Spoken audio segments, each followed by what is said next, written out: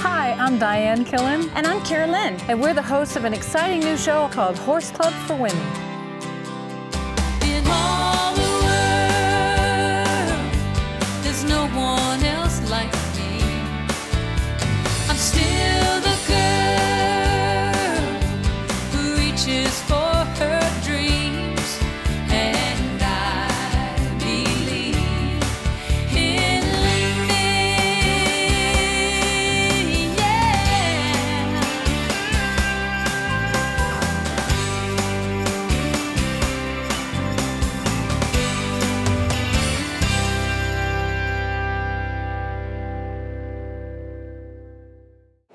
On today's show, we'll be talking to clinician and horse trainer Ken McNabb.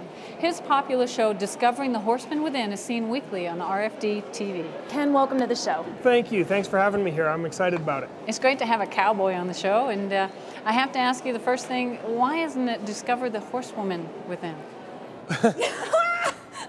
Well, actually, you know, we deeply considered that, but my wife was afraid that with some of the other cowboy movies that came out about the same time as our TV show, that just really wouldn't be real good.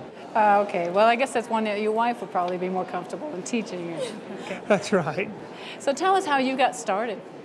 You know, horses are something I've done my whole life, and people are something that I've been around my whole life. My dad ran a boarding school for troubled kids, and so I've always been around a lot of people, and I've always had the desire to help people.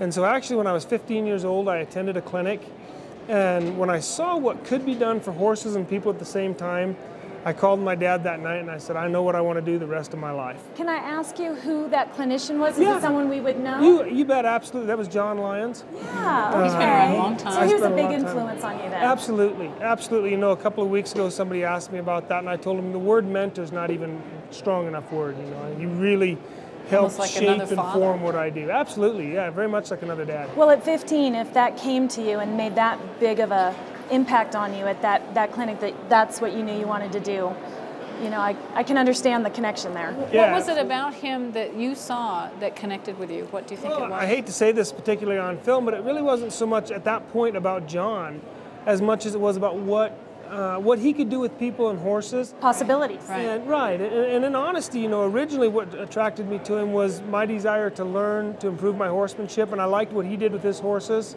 and so that took me there. Also, I liked his stands and his moral values, and so that's kind of what took me there.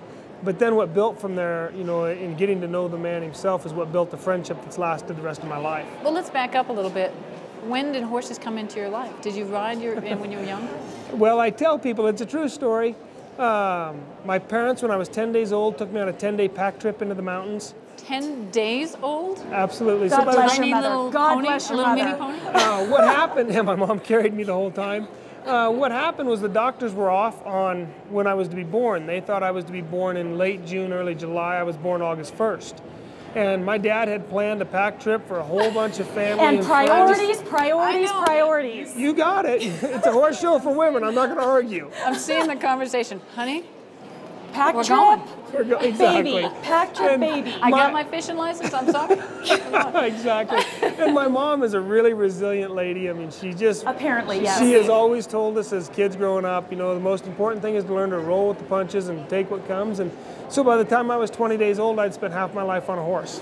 That is great. Great story. Now, so you continued in your riding career after that? Yeah, absolutely. We never were without horses. As I said, my dad and mom run a boarding school for troubled kids, and the horses were a big part of the program. I'm sure. And so, very They young. ride and work with the kid? Yeah, well... Okay, so you were part of that, right? Exactly. And, you know, a lot of kids are going to mess horses up. And so my dad had a program that worked real good. When my sister and I were still pretty young, he started taking our horses and giving them to the kids and replacing ours with what was the most messed up at the time. Nice. And so, you know, because he needed kids to fix kid horses. If you Sure. don't, an adult gets on a kid horse and fixes it, you give it back to the kid, you've got the same problem. But at that time, you were just kind of doing what was intuitive, what you thought was right. I mean, obviously, you didn't have any like formal training like what maybe That's right. we might receive from you. So you There didn't were really no have Ken that. McNabbs back then. No, that's right. Right. There were, So did you find you struggled, or did you find you had a pretty good idea of how to work with those horses? well, you know, a lot of things came naturally. My sister actually is a phenomenal horsewoman at the time. She doesn't even ride today. She's on to other things, but she taught me a lot, you know, and She just picked it up very naturally. He learned from a woman. I just want to point that out. Well, I thought now would be a good time to confess to it. So, but no, you know, she taught me a lot. A lot we picked up on our own. My dad was real good about giving us an idea and then getting out of the way. Okay. And so, you know, I look back at some of the things we did as kids, and I'm not really in a hurry to let my kids do all the things that we did as kids, but we learned a lot from it. We really did, and it was a great experience. That's fabulous. So let's move on to now you have your own television show, which I think your dad does a lot of the production on. Absolutely. Is that right? Yeah. Now, is that something he knew how to do and he said, oh, Ken, I'm going to do your show for you? Or did he have to learn how to do that? Well, you know, you never know what twists and turns life road takes you on. My dad, in the 60s, had a contract filming travelogue films. And he filmed all over the country, went around and filmed travelogue films and then showed them 100 nights a year. He was contracted to show these films in different towns. So he had a real basic knowledge of filming and editing and telling a story, putting a storyline together, right.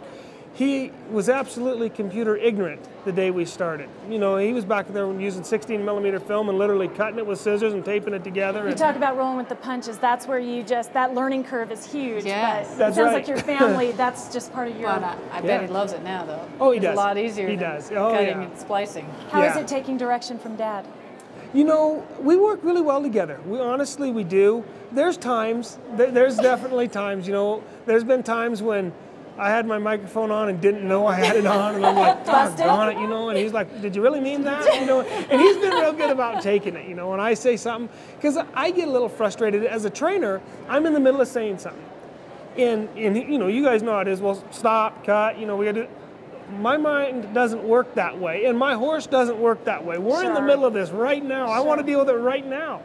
And so I get a little, you know, I'll be a little frustrated. And I've had to, for me, I've had to learn a lot and realize, hey, all of these people that are here, they're here helping me. So don't take your frustration out on them. We'll see you next time on Horse Club for Women.